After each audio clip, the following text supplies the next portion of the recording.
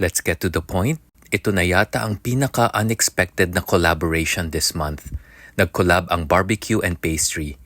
And ito na yata ang pinaka-creative na marketing team kasi they sent the collab sample with a customized grocery basket. Nanaloka ang mga kasabay ko sa elevator. It's the collaboration between the very creative Bakery Felt and well-known barbecue brand Vito's Barbecue na masarap and malambot. Limited time lang ito until January 31, 2026 or until supplies last.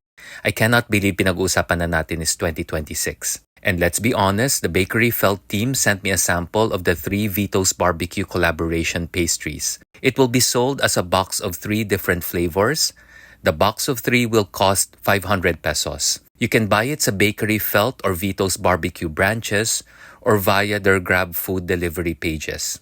The 3 collab flavors are, number 1, Date Night Sizzling Steak Bun. So ang concept niya ay parang steak with mashed potatoes and buttered corn. Pero syempre barbecue ito, hindi steak. Delicious naman, pero I suggest they reduce the amount of mashed potatoes para hindi masyado ma-overpower ang flavor ng barbecue kasi masarap pa naman. Number 2, the 24/7 Good Vibes Silog Bun. So ang concept niya ay parang breakfast silog.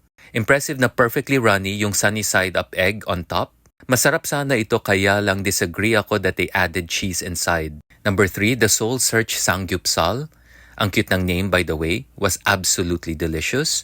Nakuha niyang concept ng Sangyupsal na merong spicy sauce or spicy side dishes because Bakery Felt added a sili labuyo sauce. This was spectacular and I hope they keep this concept permanently sa menu nila or something similar kasi Sangyup is very popular sa mga Pinoy.